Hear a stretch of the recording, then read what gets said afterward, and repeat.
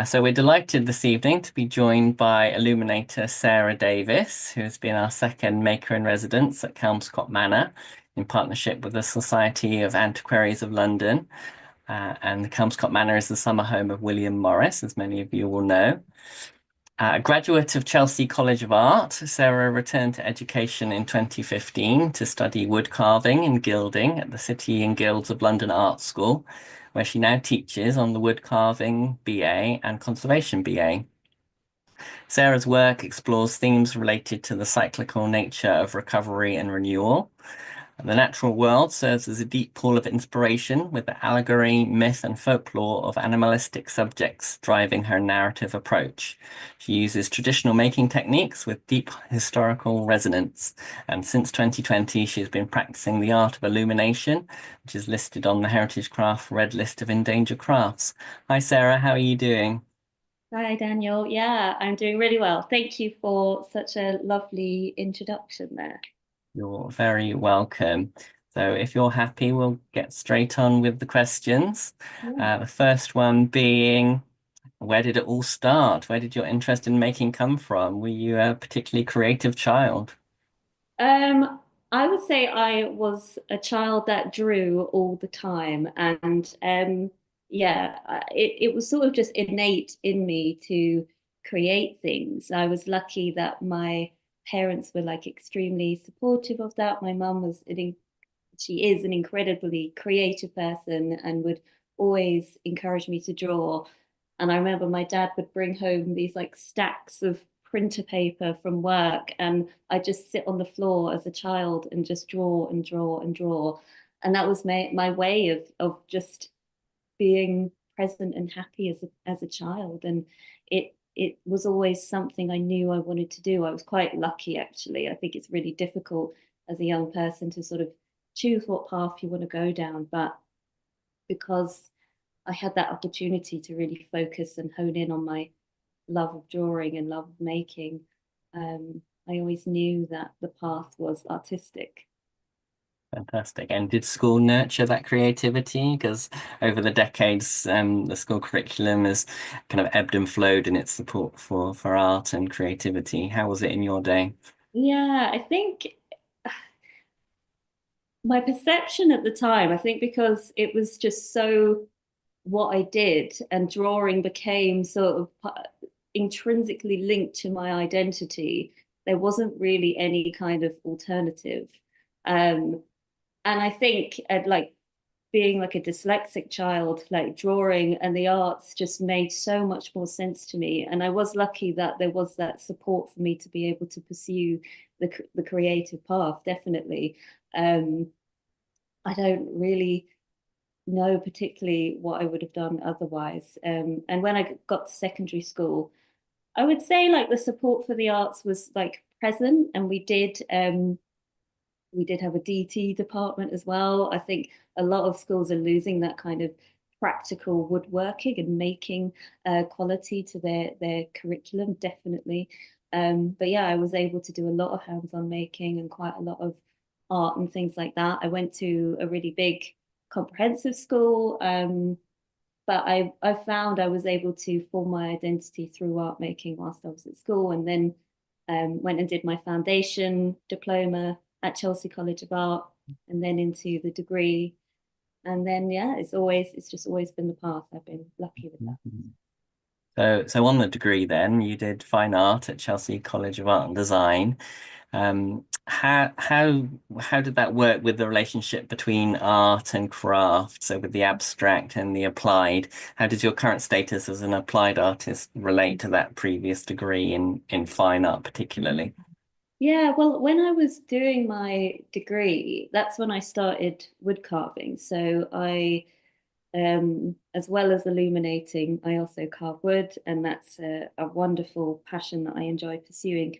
Um, and it was going into the wood workshop at Chelsea College of Art and just the enthusiasm and the support of the technicians there that really allowed me to flourish. There was a particular technician who was incredibly supportive. I don't think he's here today, but if he is, thank you. But yeah, and just got this old set of blunt tools out of a cupboard, nestled away in the woodwork shop at Chelsea, gave them to me, and I just started playing, started experimenting, and then I got a book out of the library. I think it was called something like Journeys Through Wood by Jack C. Rich, something like that. This amazing, like 1970s American manual of wood carving. And I read that and just had a go. I dived into these beautiful materials. I managed to get some wood from the place where my mum used to work. She actually worked at the Whitechapel Bell Foundry. So I've always had that sort of link to making, like having like a parent who worked at such an incredible place, and bell founding is obviously another endangered craft, but being able to see these wonderful alchemaic transformative things, and they had a huge wood department there as well because they would make structures for the bell support. So I got quite a lot of offcuts of wood from there, took them back to Chelsea and just experimented and had a go. So my relationship to craft started when I was at Chelsea. And then upon leaving my degree, I really wanted to know how to do this properly. I think there's a real beauty in teaching yourself skills, but there is sometimes a limit. And I did find that I really wanted that hands-on teaching to allow me to be the best carver that I could be, and also the best gilder. I forget to mention that I was also experimenting with gilding processes, and I even remember at the age of 12 or 14, like getting some imitation gold leaf and sticking it to the back of glass and etching in patterns, and then learning how to do that properly 10 years later. Felt very cyclical. So I think these skills have always been something I've wanted to pursue, but working out how to do that was all part of it. And I think I remember Googling like wood carving courses London, and the City and Guilds of London Art School popped up. I was living in Vauxhall at the time, which is just a 10-minute walk from the art school, and I didn't even know it was there. So being able to just go and have a look and see the wonders that were created at the degree show, or the graduate show, it was a real joy. And I managed to, yes, apply and get in, and also get some funding to go. And it was an absolute amazing 3-year diploma. Wonderful. I can't let that go by about your mum working for the Whitechapel Bell Foundry. That's amazing. I didn't know that. And Yeah. obviously, yeah, as you mentioned, bell founding on the red list of endangered crafts, Yeah. and the operation shut down there, which is hugely sad. I think there's still hopes that there might be an opportunity to revive something there, but at the moment, a lot of the manufacturing is in Yeah. now in Loughborough, and Yeah. a few artisan makers around the country. Was your mum a bell maker, or was she in a support role? She was in a support role, yeah. Mhm. But it was amazing, yeah. From the age of 11, I would go up there a lot, and I saw a bell, like a huge bell casting when I was 14. It was absolutely amazing. So yeah, it's always been present in my mum's creativity, and also in the work that she did at the Bell Foundry. Like it's just always been sort of present and there for me, which I'm really, really grateful for. Great. And yes, City and Guild of London Art School. Were you surprised then to have a world-class facility on your doorstep that you didn't realize? Yeah, I really was. And I think City and Guilds is becoming more and more well known in sort of wider circles now. But of course it's been there for I don't know, well over 100 years, and was of course the Lambeth Art School to begin with. And it's just such an amazing institution, and I have the joy of working there now, and being able to continue on being part of that community and the wonderful legacy of the teaching there. And yeah, I was absolutely overwhelmed to know that that was just so close to me, and yeah, that it was there to learn Yeah. these amazing skills. And is that a well-trodden path for former students to go on and teach there? Yeah, very much so. I think, and it's also out of necessity, like it's the only place that teaches wood carving and carving in general to degree levels. So most people who carve, or a lot of people that carve, were trained there. So, and we also know the lay of the land, the quirks of the institution. So it's yeah, all my colleagues trained there definitely, and some of them in the 70s, some of them up until yeah, the 2000s when I trained. Amazing. I just remind everyone in the audience, please do ask your questions in the chat and we'll pull out the best ones towards the end of the session. So from wood carving and gilding to medieval illumination, how did that transition come about? Well, I've always loved medieval art, and being at City and Guilds, I did have that amazing foundation in gilding. So handling gold, applying gold to surfaces. Typically, we were trained in wood, metal, and glass. So illumination still felt like quite a mystery.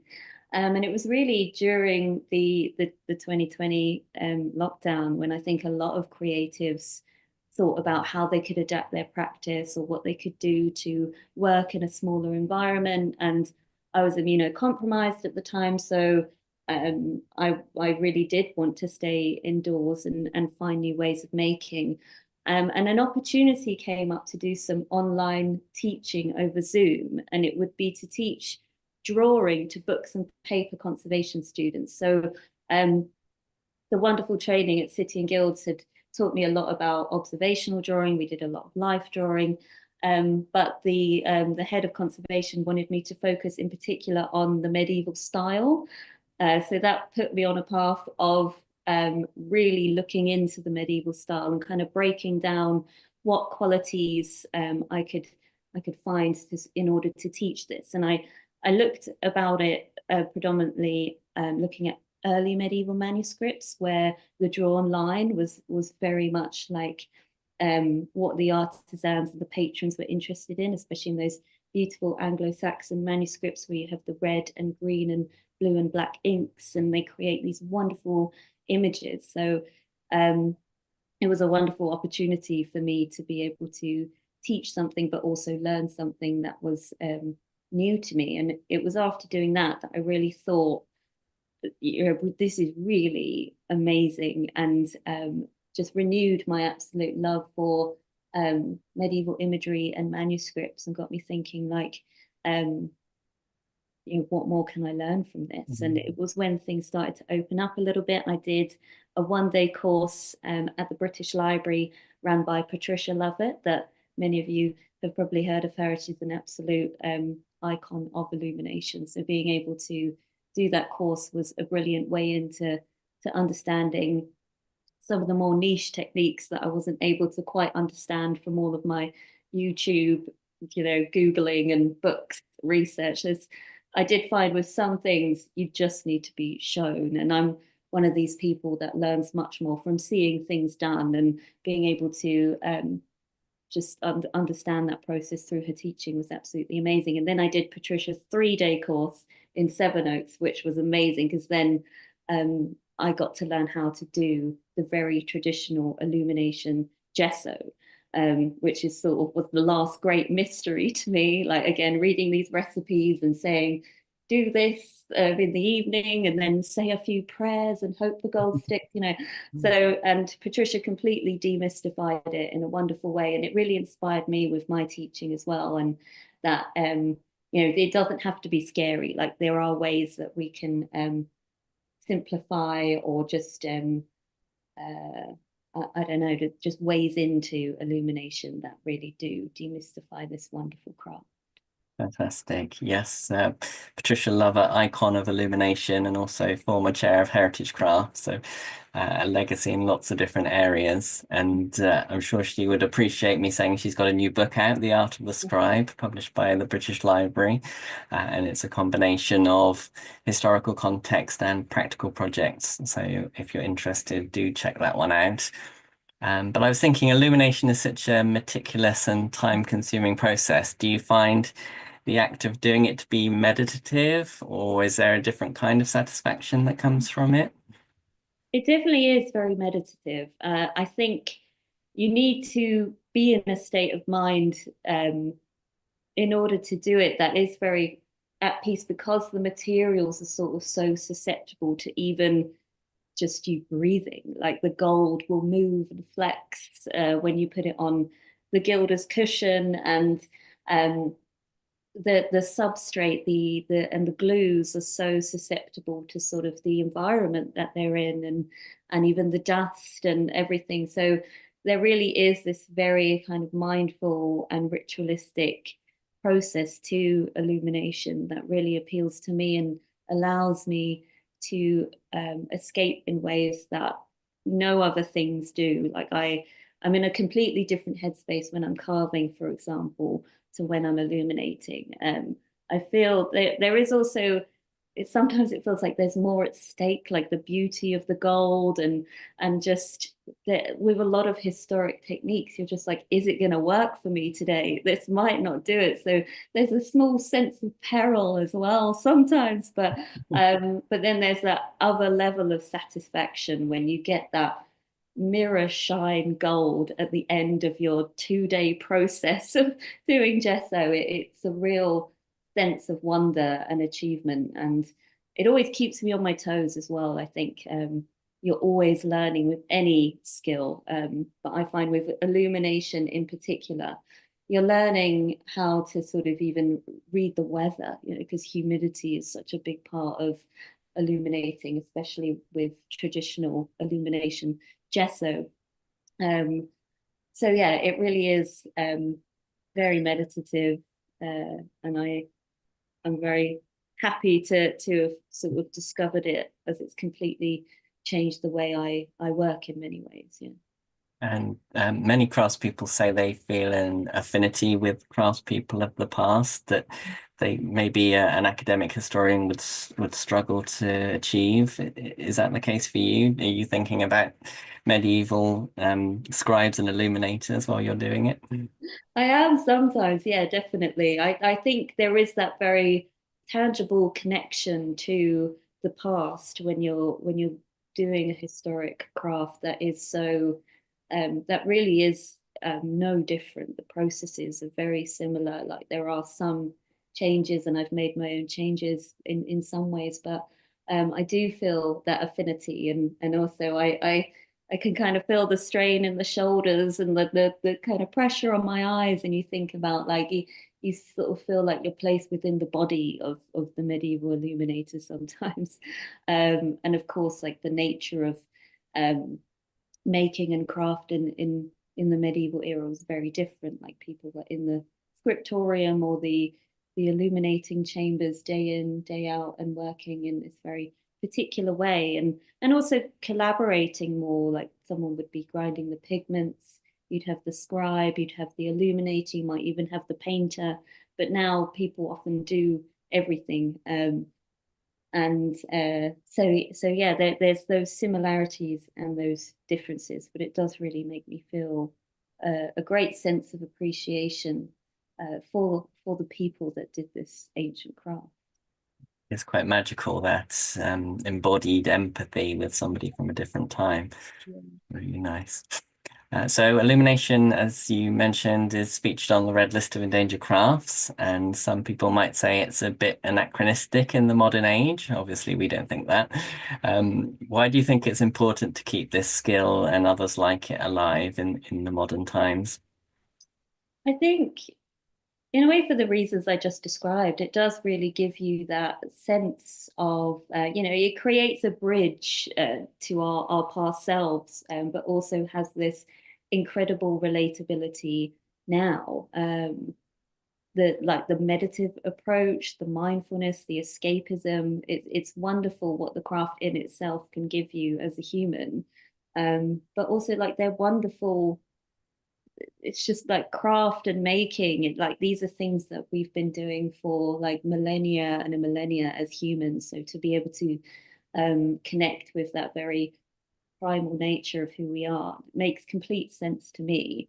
And I do feel it with the people that attend my evening class, and the summer school, and the students at City and Guilds, and there's so much that we can learn from these very meditative approaches, and also for the student illuminator as well, perhaps if they are to take on a conservation project, to really understand um, the time that was involved in this gives so much more of a profound sense of respect for how to look after these objects. Like it's about continuing the craft, but also looking after the past. And I think there can be both like harking back to the historic approach, but also how this sits in a modern context. Like the illuminated miniature is a space to explore so many ideas. It can be about replicating something from the past, but it can be also about exploring something new that you feel within yourself. Certainly within my own practice, the illuminated miniature is a space where I can explore incredibly deep and conceptual ideas and contain it within this small space that I have a sort of a sense of agency over. It's been magical for me as an artist and a crafts person, and I think that's incredibly relevant today. Well, yes, I think in evolutionary terms, it's really a blink of an eye that we've gone from most of us using our hands on a daily basis as Mhm. to make a living to most of us, well, a great deal of us kind of living in the digital world or Mhm. using predominantly our brains. And it's bound to be a shock to the collective system. I think we need to maintain a balance, don't we, between using the head and the hands. Yeah, definitely. For sure. So let's come on to the maker in residency at Kelmscott Manor. Yeah, so what first appealed to you about the opportunity when you first saw it, and what were your thought processes when applying? Yeah, well, I remember seeing it in year one, and I just thought, well, that looks absolutely amazing. And I can't remember what I was doing at the time. I think I thought about applying, but um, I'm just not quite sure. But then the second year, I saw it come around again and saw endangered crafts. I was like, that is perfect. I need to apply for this. And also just the scope of the residency was so amazing, like the nurturing quality of the residency and the structure of it, the 6 months and the days that you would spend there. Um, Outreach and being able to connect with the community was really important and tied in with my belief in sharing these skills and sharing knowledge with people, and being able to be somewhere that's so beautiful and inspiring. And also William Morris, who's someone that um, has always been a great inspiration to me, and his love of the medieval as well. And illumination just seemed to nestle into that so well. So it was an absolute joy to find an open call like that, because I was like, this is perfect. I have to apply. I really, really hope they see that in me and choose. And so it was just wonderful to be chosen. It was honestly an absolute joyous moment to get the email saying you've been. I was on the train, and it was just like I wanted to scream on the trains. What is it? But yeah, it's absolutely amazing.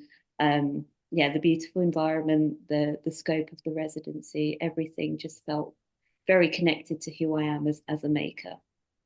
That's it. Well, it was very, very well deserved. And at the interview, we were very impressed by your thoughtful response to the legacy of William Morris. And it was apparent that he'd been an influence on you for some time. Is there any more you could say about that, maybe?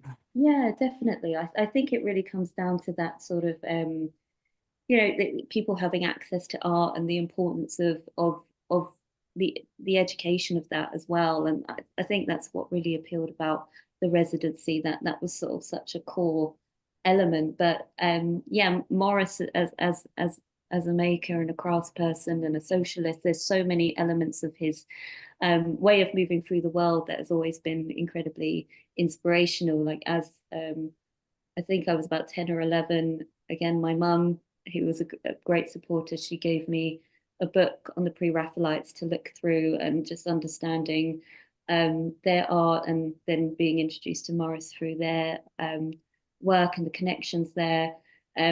He's just been ever present in my thinking, and also his love of the medievalism and that sort of joy in labour.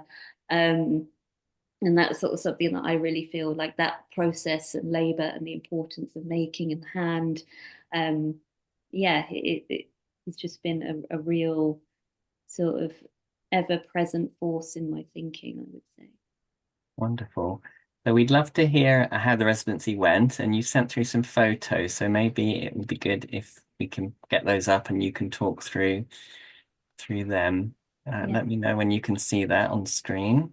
I can see it. So hopefully Brilliant. everyone Hopefully everyone can. can in that case. Yes. Do you want to tell us a bit about what we're seeing and Yeah. how that relates to what you did?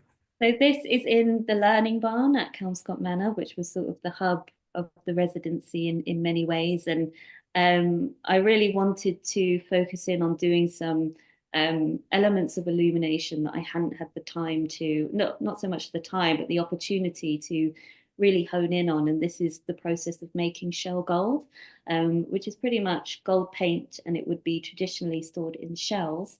So thus we have the lovely name of shell gold.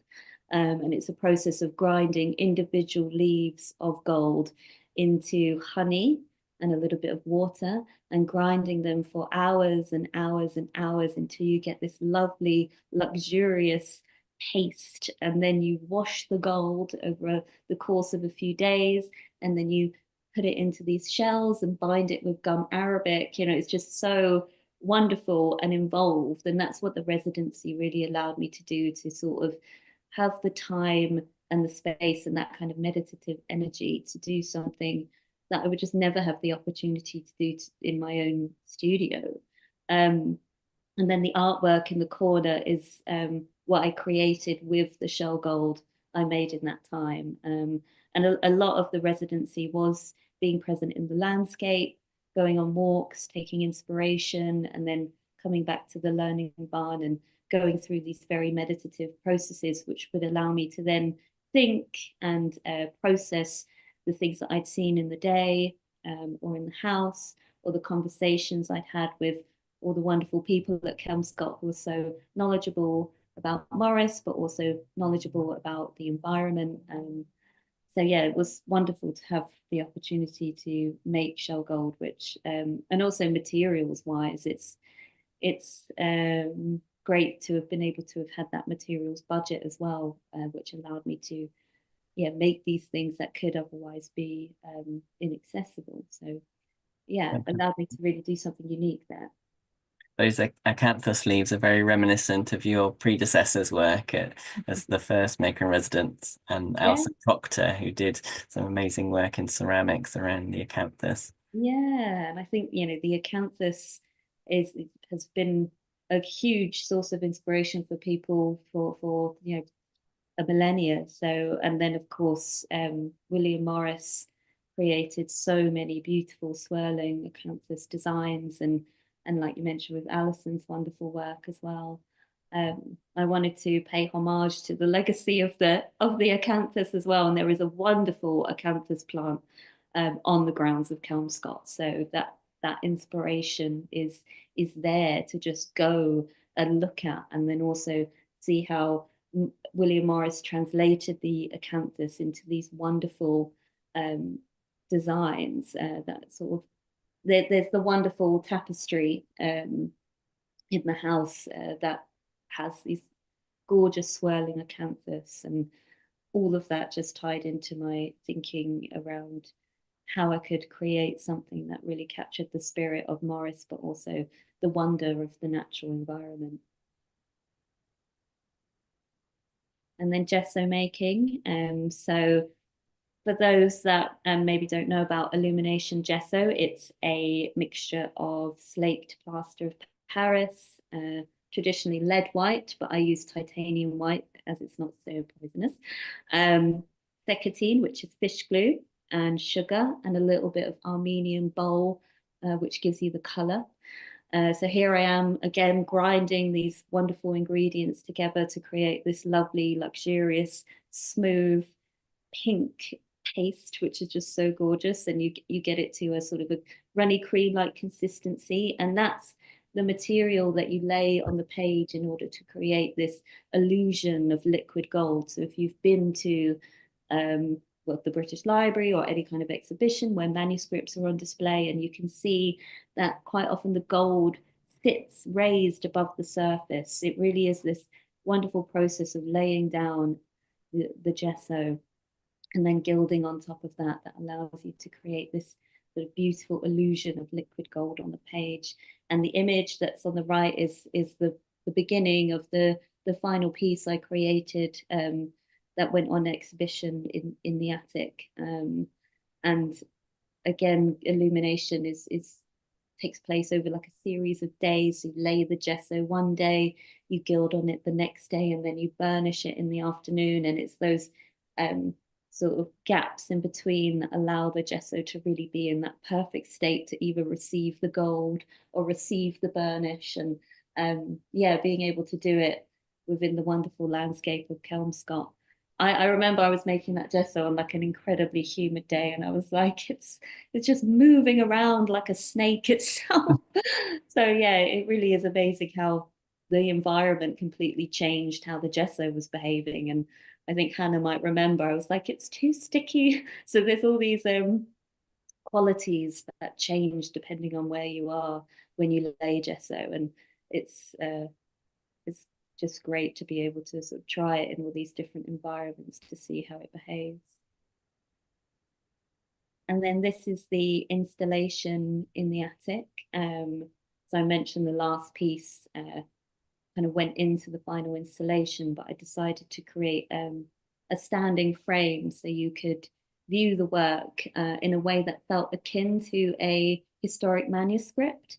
So illuminations would typically be part of a manuscript, whether that's a psalter or a bestiary or a book of songs or something like that. But they would be bound, and you would leaf through the pages and have that tactile engagement with the illumination in order to view it. So I wanted to bring a little bit of that back by creating a frame that you would slide open in order to view the manuscript, and also a magnifying glass so that you could get up close with all the details that I included in the artwork. Um, and the frame is very much inspired by the wonderful chest that you see in the background, which is a piece of historic furniture that is part of the Kelmscott interior. And so I really wanted to kind of pay homage to the wonderful things that Morris collected. Like he was a great collector of wonderful artworks and Renaissance chests and things like that. So looking to the carvings that were in the house in order to inform the frame that I made was a big part of my thinking whilst I was undertaking the residency. And if we go on to the next slide, if possible, Daniel. Yeah, you can see here the frame sort of in action. You pull the little tab to reveal the miniature underneath. And I really wanted people to come up close to the artworks and have that quiet and tactile engagement with them. And then if we go on to the next one, you'll get a little close up of that's my mum engaging with the artwork. Always happy to pose for a photo. So the materials that I was using was 18 karat gold in gesso. I really wanted that sort of silvery aesthetic that would relate to the snake that formed part of the central image. So the snake was inspired by a wonderful encounter with the resident grass snakes at Kelmscott Manor. So Raymond, who is the wonderful sort of manager of the outdoors and the site at Kelmscott Manor, took me to see where the grass snakes were hiding. And these are creatures that people who visit the manor, they wouldn't encounter because of course they're tucked away and going about their life. But it was wonderful to be able to sort of see these creatures and be shown by someone that had that incredible experience and knowledge of the environment of Kelmscott. And snakes have always been a big part of my art making, like as a symbol. I find them very inspiring, but I'd never actually seen one in the wild. So that was a very profound encounter that inspired this final piece. And if we go on to the next slide, with the detail is getting closer and closer with each slide. So this is the the image itself, and I wanted the borders to reflect all the other sort of goings on around the wonderful landscape of Kelmscott. So we have the red cot that kind of circled Kelmscott, and This is taller if you need me. Okay, no worries. The aquatic creatures and the frogs and the fish and the reeds, and then going up to more acanthus to talk about the land, things above ground, and I don't think it will. The nest, so the bird's nest, watching like the rooks day in, day out was a wonderful part of being there.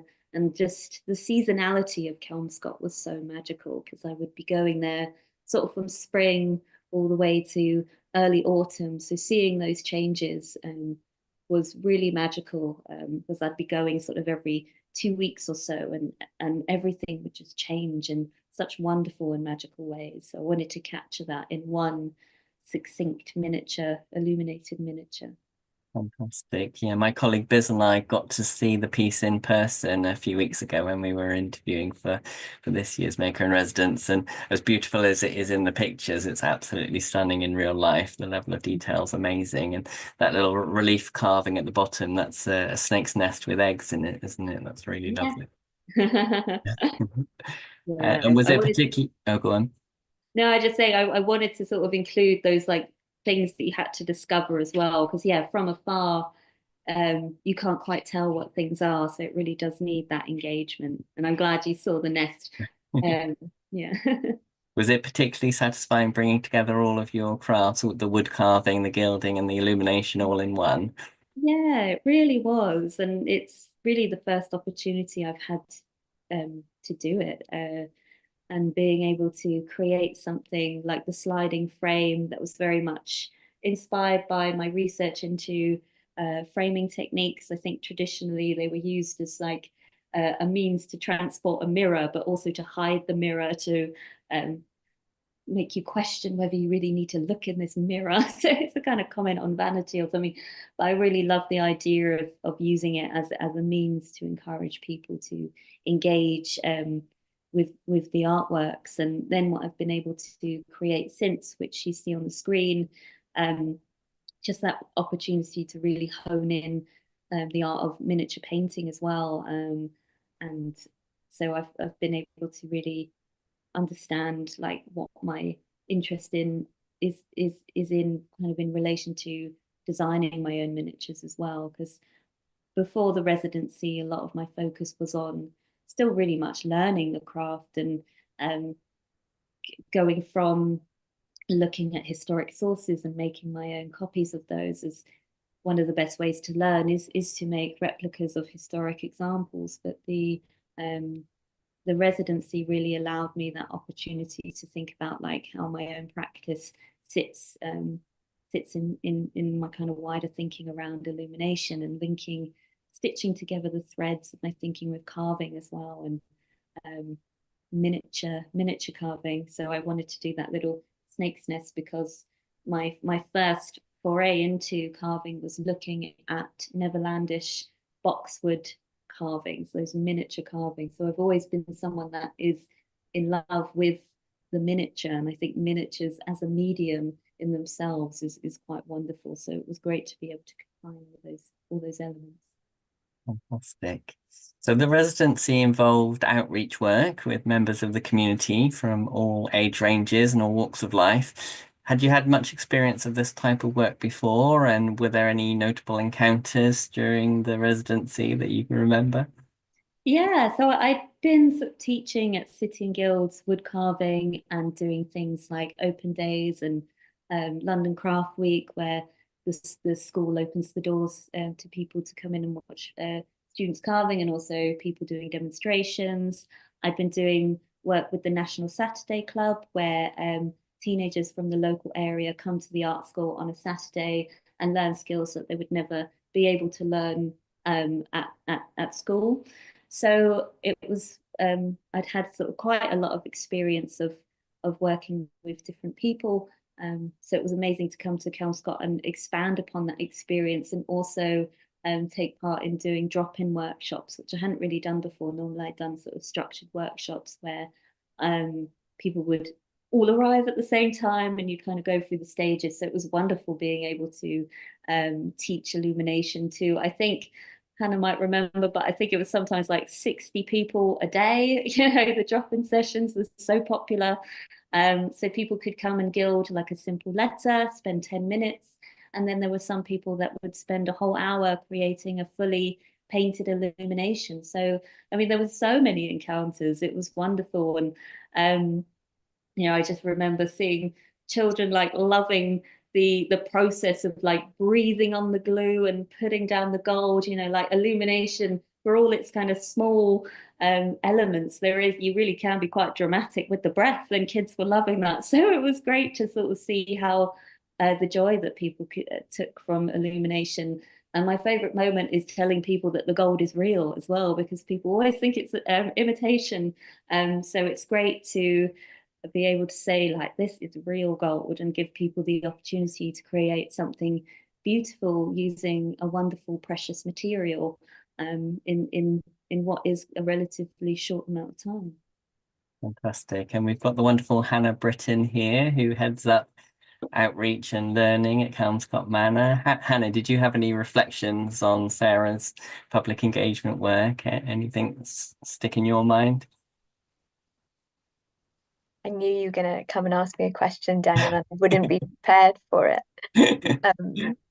I think that Sarah's absolutely right in terms of how people encounter the materials, and that real sort of frisson of excitement that you get when they realize that actually what is in front of them is real gold, and the sense of wonder that instills, that people are able to touch it and to engage with it in a way that they've probably never encountered before. And I think the residency as a whole, and this was really clearly the case with Sarah's demonstrations and workshops,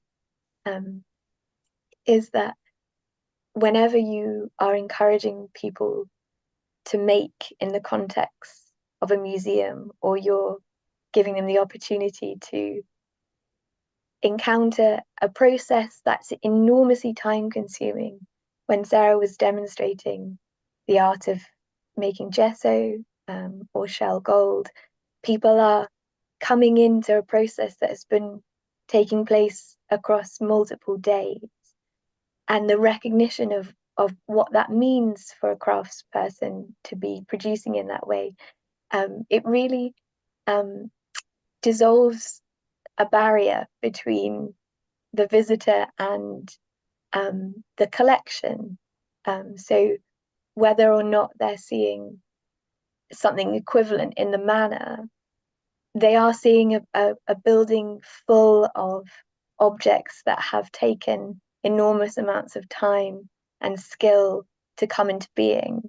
And so encountering someone like Sarah with that painstaking, intimate approach to her craft enables them to have a different connection to the site, because that barrier that sits between you and the museum, we don't have a lot of glass in the museum. There's not a lot of things behind, in cases, but there is that sense of not being able to touch something, that there's a distance that it creates between you, and standing in front of Sarah and watching her work is a means by which to dissolve that barrier or that separation. So it was all, I used to just pop my head out of the office and watch Sarah at work and see just those moments where people would start to kind of realize what she was doing and start to be curious and to ask questions, and then to have a go, or when I was supporting her with the workshops as well. Just that's such joy in being able to have the opportunity to create something. So yeah, it was fabulous. It was always fantastic. Thank you, Hannah. Sorry to put you on the spot, but I think you warmed to your theme and were very insightful there. Thank you. And thanks also for creating this space that these magical encounters could happen in. I think it's been really special, and yeah, really exciting going into the third year, but we'll talk about that shortly. I thought we might go to the audience now. I see Rosie Fay Hart has asked a question and made an observation. Rosie, do you want to unmute and ask your question yourself and make your wider point? Are you able to do that? Don't worry if not, we can always read it out on your behalf. It's not working. Okay, that's fine. So a very practical question, Sarah. What substrate or surface are you working on with your illumination?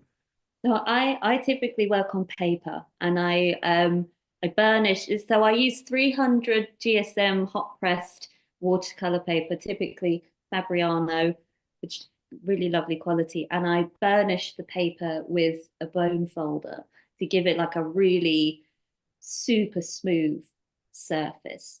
I don't typically gild on vellum. I prefer paper, though vellum is the sort of Western medieval tradition. Thanks for your question, Rosie. And Rosie's wider point was working as a conservator, she was always struck by how close she felt to the maker when working on an object. Perhaps a fingerprint left behind, something made by hand brings an abstract concept of the past to the concrete. So it must be wonderful to practice this craft. She loves the ritual element you talked of, made all the more ritualistic due to the quality of the materials and the processes. Definitely very evocative, isn't it? Yeah, so much so.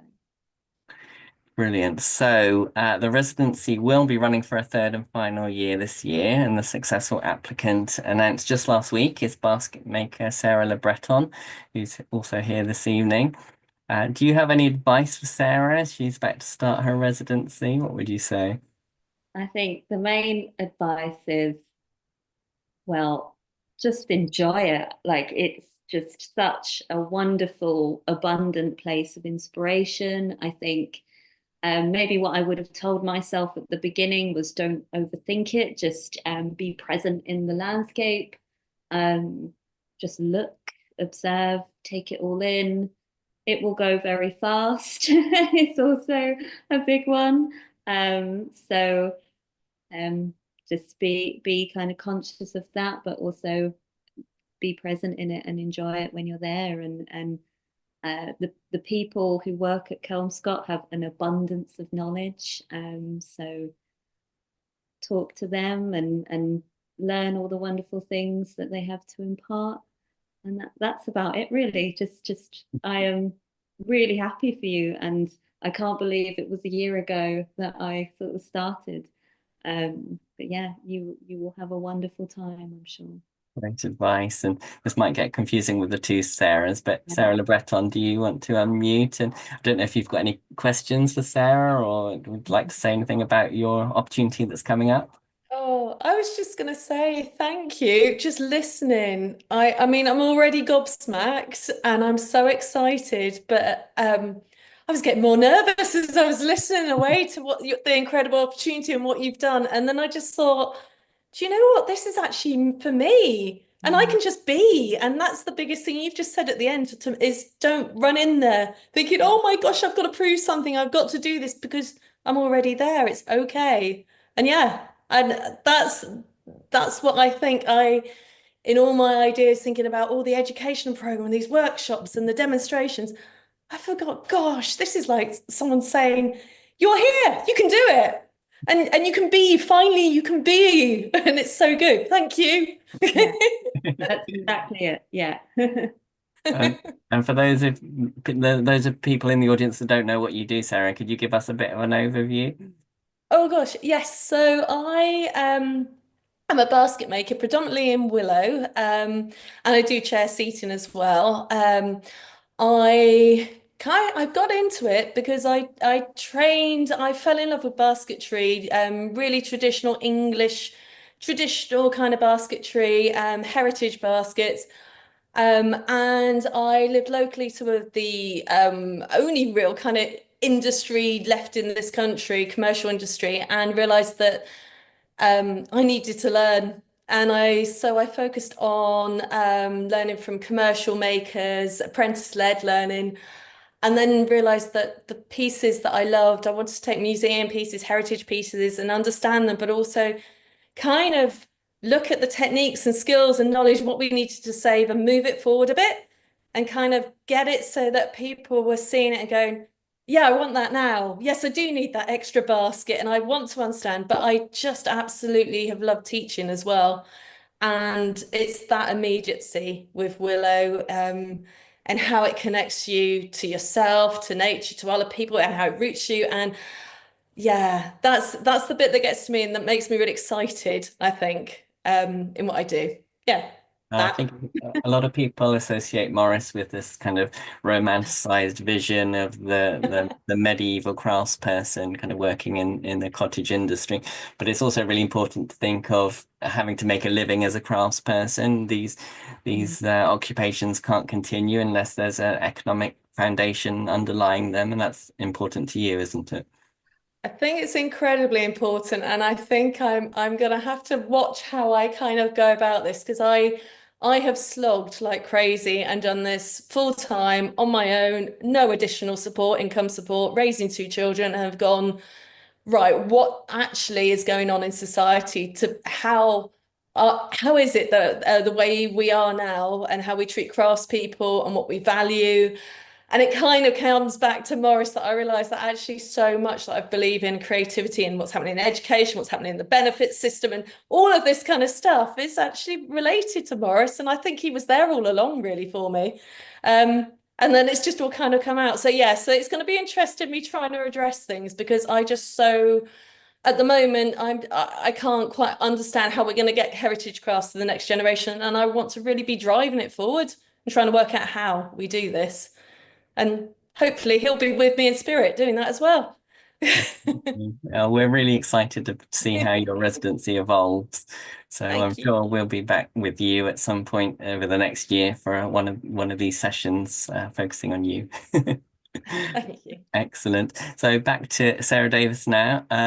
You talked a little bit about the work that you've done subsequently after the residency, but maybe you could expand a bit on what you think the longer term impact of it is going to be on your career path, on your work. How do you think it's going to pan out in the future?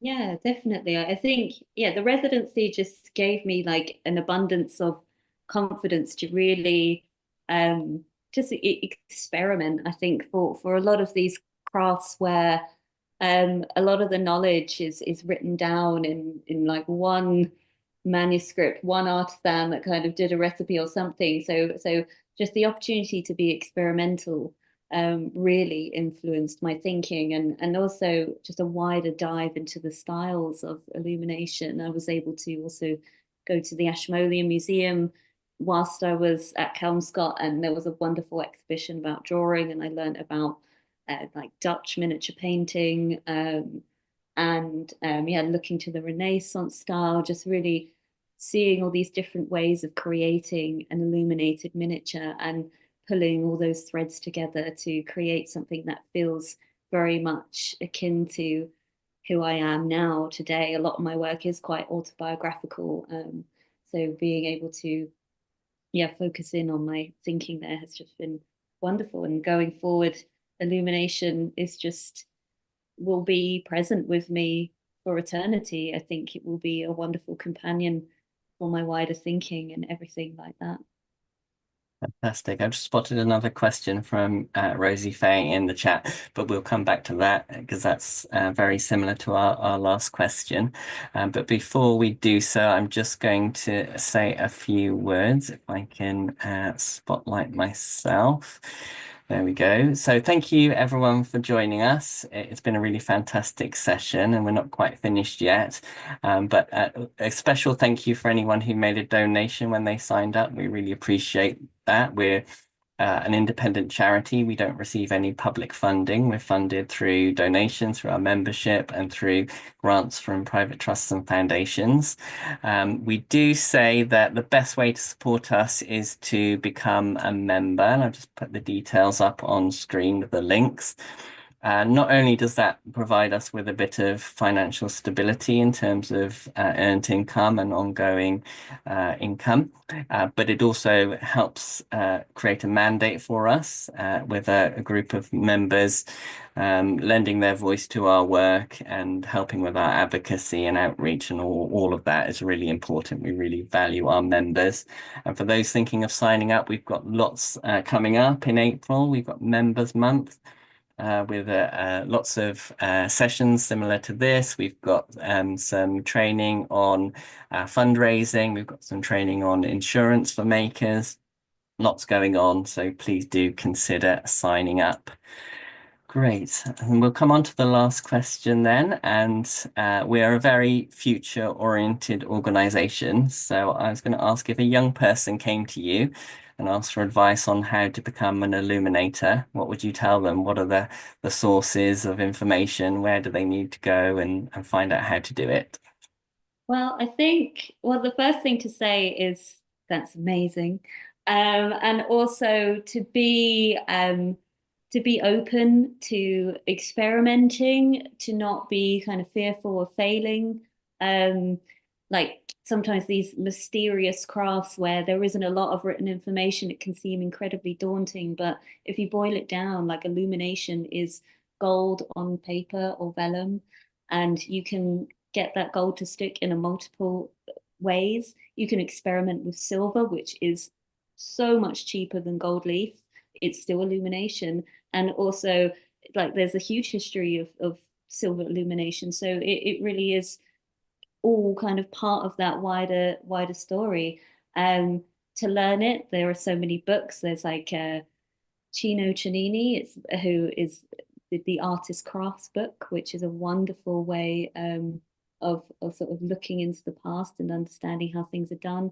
YouTube is a wonderful resource for learning, and it's accessible to the majority of people.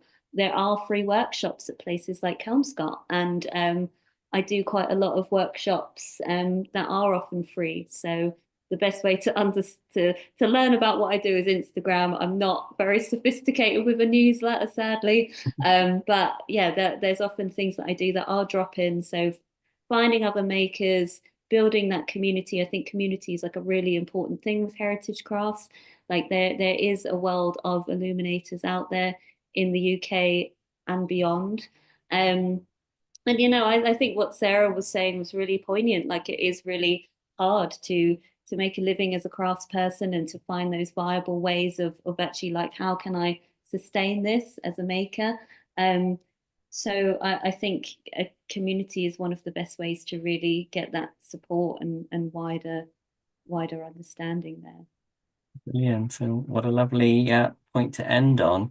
It's taken us up to the hour exactly, so that really worked out very well.